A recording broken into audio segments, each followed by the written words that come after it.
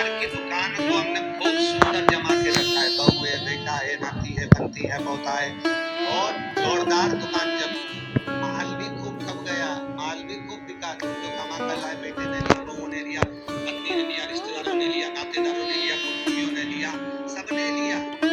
आखिरी में फिर क्या हुआ कि बाजार वापस बंद हुआ और धंधे बंद।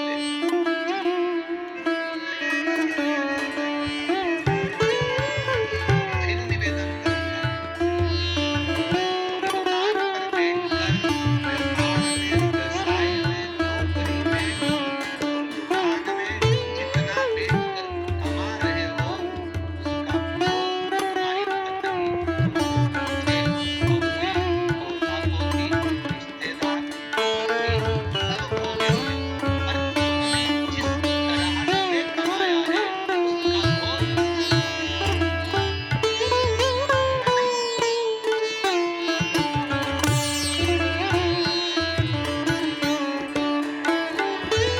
जीवन में कुछ कर वैसा कर लेते चलो। पत्नी कहे जब तुम तो अगरबत्ती लगाओ, पत्नी कहे जब तुम मंदिर जाओ, उससे अच्छा पहला फर्ज तुम्हारा होना चाहिए, क्योंकि कमाई तुम कर रहे हो। दुकान पर बैठकर चोर, छल, बेईमानी, प्रपंच, कपट सब काम तुम कर रहे हो। पत्नी ने एक बार भी नहीं बोला कि तुम छल करना, कि बेईमानी करना, कि कपट करना। उसने तो केवल शादी के समय प्रसाद भावर ली थी तो पंडित जी ने दिलवा दिया था। पत्नी के 7 वचन में से एक वचन था कि मैं तुम्हारे साथ ब्याह कर जा रही हूँ, मेरा भरण पोषण तुम्हें करना है।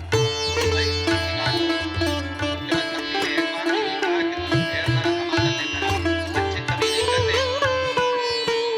पिताजी आप हमारे लिए झूठ बोलो, कपट करो, छल करो, बेईमानी करो।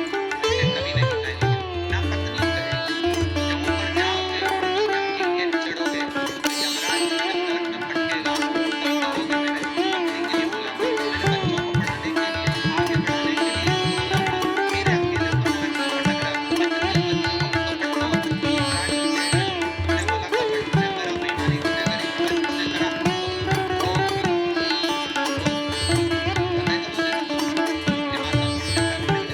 बुरा मानते हैं। अच्छा जी, पर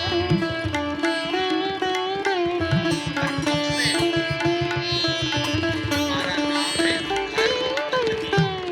एक होती है पत्नी जो पति को पसंद के रास्ते पर ले जाती है, सिनेमा घर ले जाती है, चाय के ले जाती है, शॉपिंग मॉल ले जाती है, पत्नी कहलाती है। एक होती है धर्म पत्नी जो पति को धर्म के पथ पर लेकर जाती है। एक होती है धर्म पत्नी जो पति से कहती है, कथा आ रही है शिव महापुराण की, थोड़ी देर सुन लेना। अरे तुम्हें दुकान पे नहीं बैठो, दुकान पे टीवी लगवा लो, दुकान पर मोबाइल रख के सुनो। अरे नेट का खर्चा कौन रिसीवर वाला महाराज देगा? 150-200 रुपए का नेट चले तो कौन कौन महाराज देगा क्या?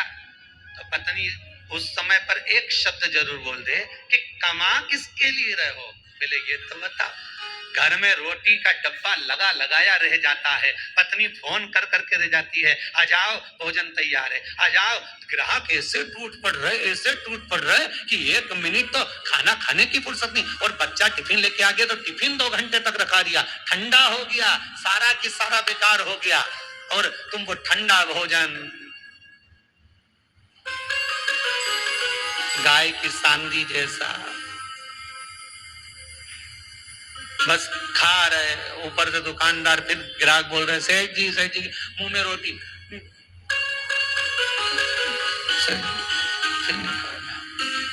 किसके लिए कमाया भाई?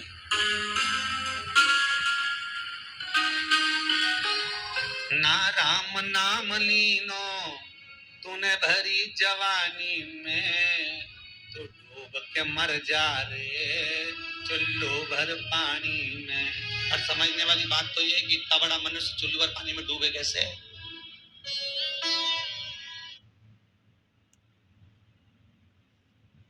भगवान का भजन नहीं करता, जो मनुष्य भगवत स्मरण नहीं करता, जो मनुष्य भगवत कीर्तन नहीं करता, जो मनुष्य कभी स्मरण नहीं करता, वो कीड़े की तरह जन्म लेता है और कीड़ा चुल्लू भर पानी में डूबकर मर सकता। धर्म पत्नी का फर्ज है, पति अगर कमा कर तुम्हें ला कर देता है तो तुम्हें चाहिए कि पति से कहो चलो दान करिए, चलो पुण्य करिए, चलो कथा सुनिए, संकीर्तन करिए। ये धर्म पत्नी का फर्ज है।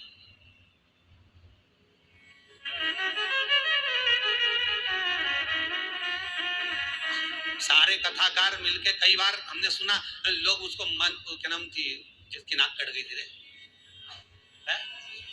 तुम लोगों को बड़ा मालूम है।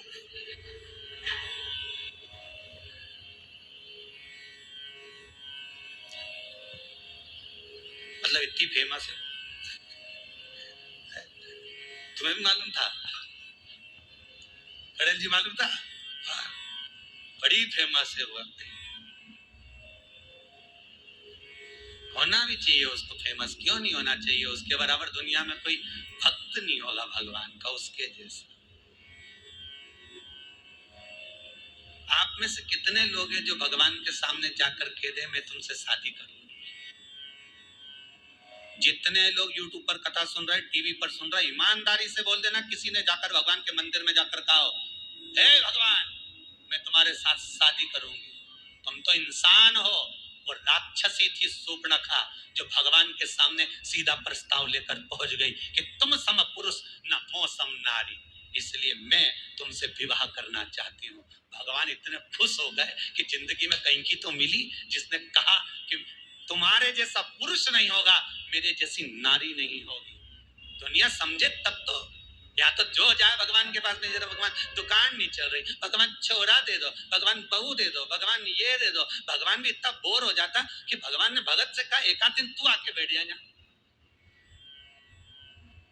एक बार आके बैठ जा। होता